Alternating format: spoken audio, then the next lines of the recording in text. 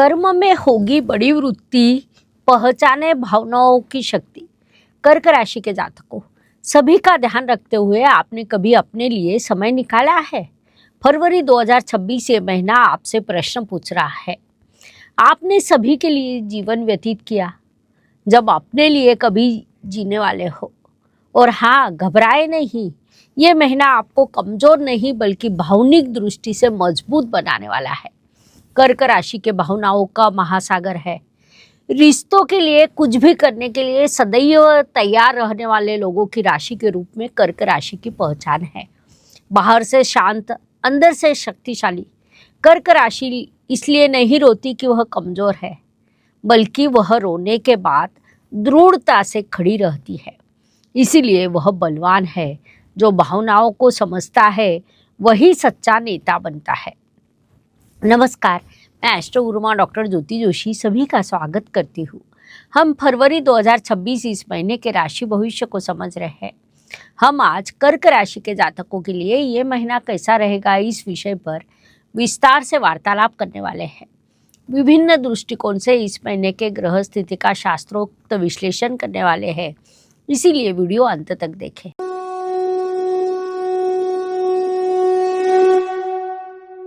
व्यक्तित्व की दृष्टि से विचार करें तो कर्क राशि के जातकों का व्यक्तित्व इस काल में अधिक संवेदनशील होगा, लेकिन उसी समय आप उचित निर्णय भी लेने वाले हैं। आपकी भावनाओं को यदि अनुशासन की जोड़ मिल जाए, मर्यादाएं निर्धारित हो जाए तो आपको सफलता अवश्य प्राप्त होगी। ये बात ध्यान में लेते हुए हर किसी को खुश करने की, सभी को प्रसन्न रखने की जीत छोड़ दे, स्वयं को शांत रखने का निर्णय ले, ये सलाह दी जाती है। धन परिवार वाणी की दृष्टि से पैसे आएंगे, लेकिन वे हाथ से निकल सकते हैं। इसीलिए इस काल में भावनिक खर्च टालना चाहिए। परिवार में माता पिता, घर के आता रिश्ता अधिक मजबूत होगा। घर में कोई जिम्मेदारी आप पर बढ़ सकती है।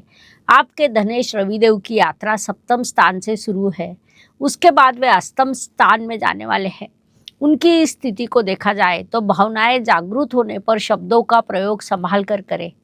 बोला गया एक वाक्य रिश्ता जोड़ सकता है, तोड़ भी सकता है, ये बात ध्यान में ले। पराक्रम एवं परिश्रम की दृष्टि से कर्क राशि के लिए बुधदेव की स्थिति महत्वपूर्ण होती है, क्योंकि वे आपके परिश्रमेश है। बुधदेव महीने की शुरुआत में सप्तम इस व्यवसाय के स्थान में विराजमान है। 3 फरवरी को अष्टम स्थान में प्रवेश करने वाले हैं। उचित परिश्रम करने पर उचित फल निश्चित रूप से मिलते हैं। कर्क जातक इस महीने पानी से संबंधित स्थान पर या जन्म स्थान के नजदीक यात्रा करने वाले हैं। इस काल में आप कहीं पर यात्रा करने वाले हैं, उस दृष्टि से आपकी कुछ योजनाएं हैं? आपका उत्तर कमेंट में अवश्य लिखें।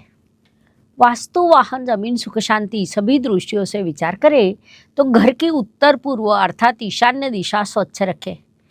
जो जातक नया वाहन लेने के विचार में है, उनके लिए इस महीने का दूसरा पखवाड़ा उत्तम रहेगा। माता जी का स्वास्थ्य, भावना पर आपने विशेष ध्यान देना चाहिए।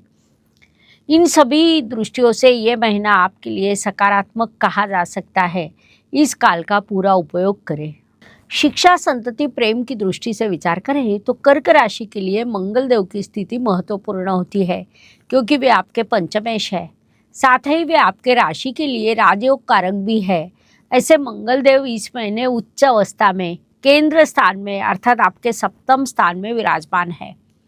पढ़ाई में ध्यान विचलित होने की संभावना है, लेकिन यदि आप एकाग्रता साध्य कर लेते हैं तो आपको बड़ी सफलता प्राप्त होगी।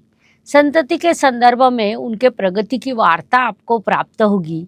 प्रेम में भावनिक संवाद बढ़ाए, संशय टाले। विवाह इच्छुक जातकों की दृष्टि से कोई पुराना प्रस्ताव फिर से आ सकता है। ऐसी स्थिति में इमोशनल ना होकर बुद्धि से निर्णय ले। विवाहित जातकों के लिए काल सौख्य बढ़ाने वाला है, लेकिन जीवन साथी को समझने का प्रयास करें। मैं सही हूँ, ये जीत छोड़ दे, ये सलाह दी जाती है। स्वास्थ्य, कर्ज, प्रतिस्पर्धी शत्रुओं की दृष्टि से पेट से संबंधित कुछ प्रश्न निर्माण हो सकते हैं। आपने अपना उचित ध्यान रखना चाहिए। आहार और निद्रा पर अधिक ध्यान रखें। लिए हुए कर्ज से तनाव निर्माण होकर नींद खराब हो सकती है, उस दृष्टि से ध्यान रखें। शत्रु शांत रहेंगे, लेकिन उनके मन में कहीं न कहीं ईर्ष्या रहेगी। कर्क जातकों के लिए एक प्रश्न, वर्तमान समय में आपको किस चीज की अधिक चिंता है? किस विषय की चिंता से आपका मन त्रस्त है? आपका उत्तर कमेंट करें। नौकरी एवं व्यवसाय की दृष्टि से कर्क राशि के षष्ठ स्थान में अर्थात नौकरी के स्थान में गुरुदेव की राशि आती है। उस अनुसार नौकरी में यात्रा होना, अस्थैर्य लगना, कुछ खर्च निर्माण होना जैसे प्रश्न निर्माण हो सकते हैं। उस दृष्टि से उचित ध्यान रखें। व्यावसायिक जातकों की दृष्टि से विचार करें तो आपने भावनिक निर्णय लेना टालना चाहिए।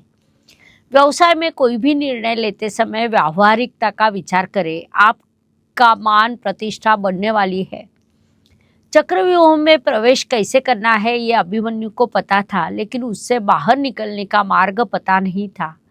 कर्क राशि भावनाओं में बह सकती है, लेकिन उससे बाहर कैसे निकलना है ये पता नहीं होता। इसलिए कर्क जातकों ने भावनाओं में अटकना नहीं चाहिए, बल्कि भावनाओं को समझकर उनका उपयोग करना चाहिए। ज्येष्ठ नागरिकों की दृष्टि से विचार करें तो इस काल में आपको अकेलापन लग सकता है। आध्यात्मिक साधना समाधान बढ़ने वाला है। पुरानी यादें, पुरानी भेंट का स्मरण होगा। कर्क राशि के जातकों के लिए छोटा सा प्रश्न, क्या आपका मन अभी भी कहीं पर अटका है? उत्तर कमेंट में अवश्य लिखें।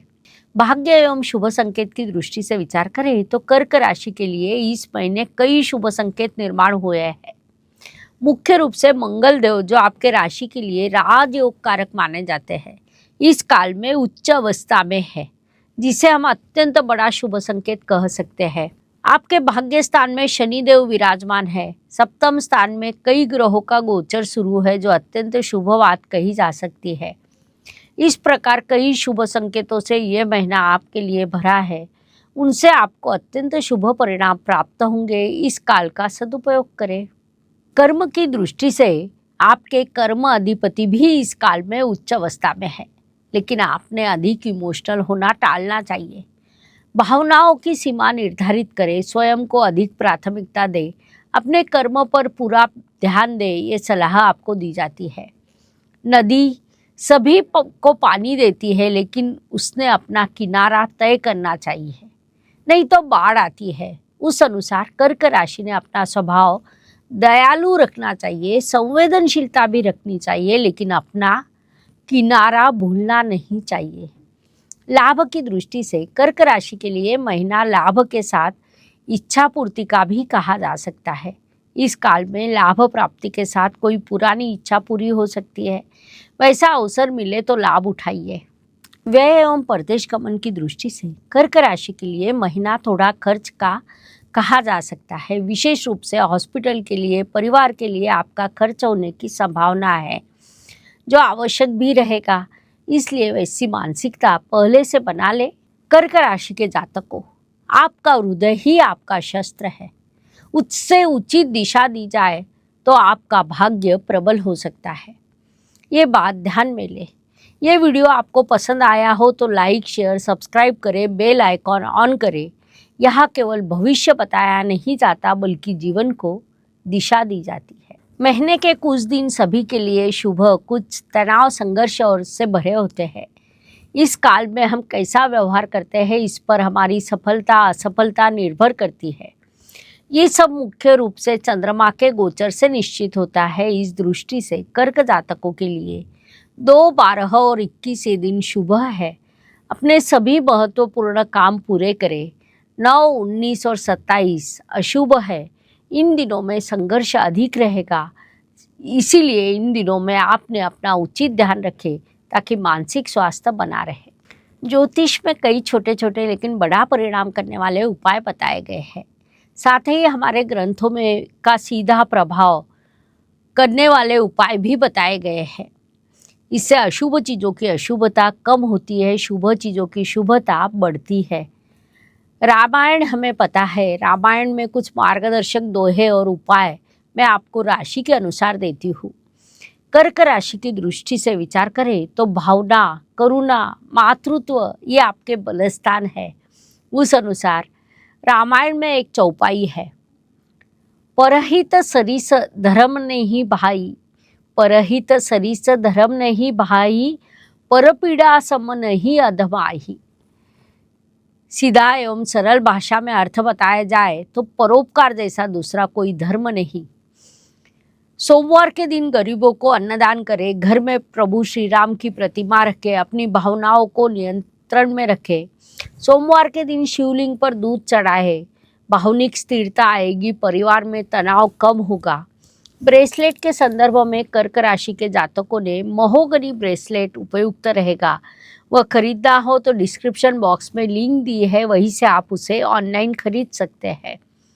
राशि भिन्न हो सकती है, लेकिन राम नाम सभी के लिए समान है, वह कभी बदलता नहीं। सभी राशियों के लिए एक ही मंत्र, ओम श्री रामाय नमः। राम नाम अर्थात धैर्य, मर्यादा, धर्म और करुणा। ये मंत्र मन शांत करता है, निर्णय स्पष्ट करता है। ग्रह दोष शांत करने के लिए सुरक्षित एवं सात्विक उपाय है, जो किसी भी राशि के लिए, किसी भी उम्र के व्यक्ति के लिए उपयोगी है। राम नाम का जाप आप हर रोज सुबह नींद से जगने के बाद या सोने से पहले 11, 21 और 108 बार कर सकते हैं। शुभ परिणाम प्राप्त होंगे, अवश्य करें। वीडियो अच्छा लगा हो तो लाइक, शेयर, सब्सक्राइब करें। कमेंट सेक्शन में हर हर ज्योतिष, हर घर ज्योतिष अवश्य लिखें और हाँ, बेल आइकॉन ऑन करें। धन्यवाद। शुभम भवतु। जय ज्योतिष। ज्योतिष का अध्ययन तथा शास्त्र की शास्त्रीय तरीके से पढ़ाई करने के लिए मेरी 2 किताबें प्रकाशित हो चुकी है, उनका अवश्य लाभ लीजिए। Please like, share and subscribe the channel और हाँ, बेल आइकॉन दबाना ना भूलें। धन्यवाद।